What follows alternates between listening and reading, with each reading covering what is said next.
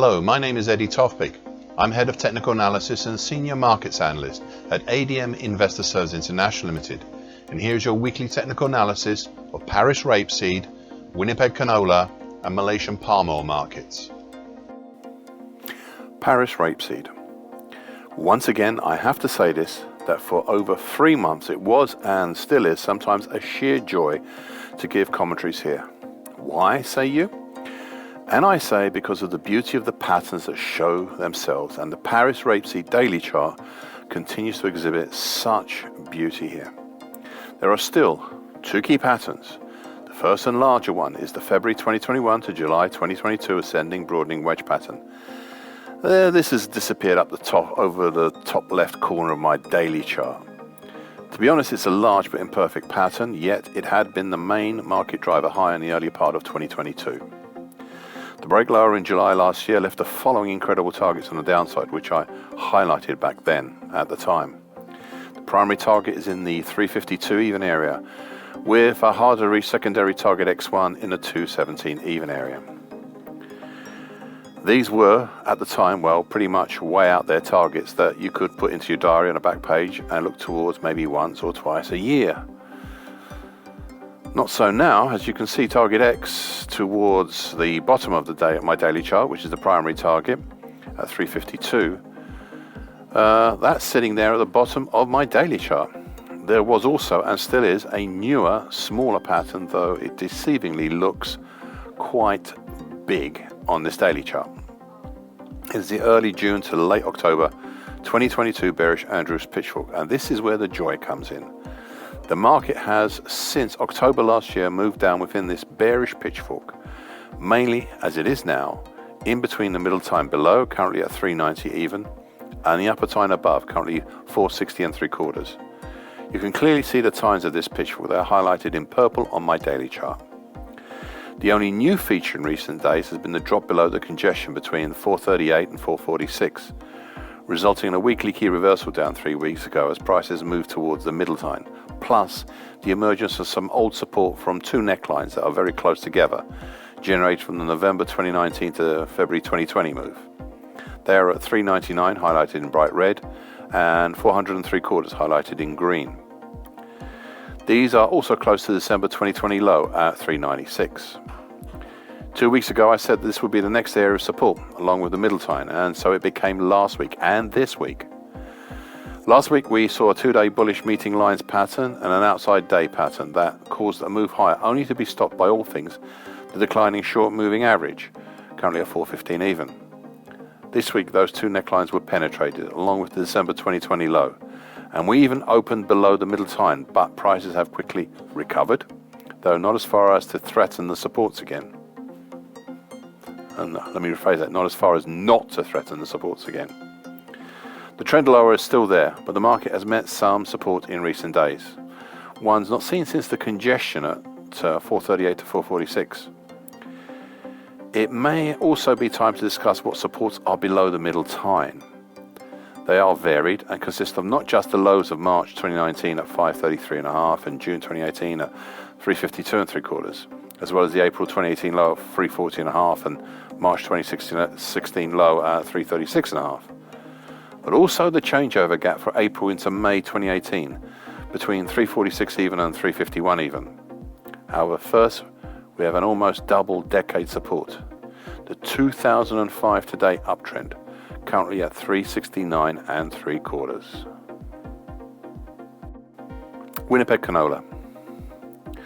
Back in late summer last year I said at the time, and I quote, "It became evident since the start of the sideways to slightly lower movement we've seen here since June that there was a shallow bear channel, currently 861.70 to 749.40. And as this has been driving the market lower during the summer." End of quote. To emphasize this point, I further added, and I quote, "So it seems that until that slightly bearish channel breaks or morphs into another pattern, it will continue to show the slightly bearish angle attack of this market."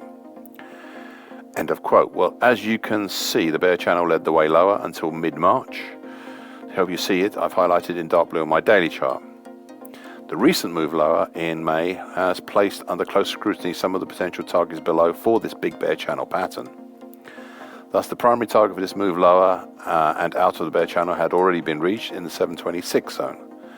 However, last week we still had a secondary hard to reach target X2 in the 644.5 zone. Monday this week saw an immediate countering bearish harami that started the move lower, and by Tuesday we had achieved the target X2 and some more. The drop went as far as breaching and perhaps breaking the 2021 low at 629.5. But yesterday and today we have seen indecisive actions, which ties in with what we have seen in the soybean complex, but which has no direct bearing here in Winnipeg canola. You see, the next significant support is way below, down at the December 2020 low at 567 even. I'd have to go all the way back to February and March 2013 to see some congestion, and personally I do not think they are valid or appropriate right here, right now. So I think perhaps it may be the shrapnel from other markets that may be causing this hesitation. This does not take away from the final point I raised some 21 weeks ago and on every occasion since, and I quote, "There is just the thought of what may be the whole April to date action, that is April 2021 to date. It can be seen as part of a very large bearish halfway hesitation. It is all still too early on these thoughts, but I think they need to be present when the things start to happen, eventually." End of quote. We are once again further along and thus closer than ever now to looking at this action as a possible very large bearish half hesitation. Thus we have a possible downside target X for such a pattern down in the 560 even zone. This is another level that you can put in the back of your diary and look at every so often, just in case. The only issue is that it is now sitting at the bottom of my daily chart, and is therefore a lot closer than some might imagine. Bursa Malaysia crude palm oil. In late 2022, the small but effective reverse head and shoulders pattern, amongst other factors, caused the market's move up into early November last year, and construction of a new mildly bearish pattern, the mid-August to early November 2022 mildly bearish shift pitchfork, which is highlighted in green on my daily chart. This mildly bearish pitchfork has guided prices more or less lower, initially in between the upper time, currently 42.10, and the middle time, currently 35.78. 4 weeks ago, prices tried punching through the middle time, but as in March and December last year, the market failed to push down through that time as well. What was interesting then, back at the end of April, was our prices reverted back up, gapping higher, but to a lower high in early May than in April and also in March. The action created an island top centered around the moves from 3 weeks ago. The gapping fall 2 weeks ago was the start of the most concerted attempt to move below the middle time. This week the market properly exploited the move lower.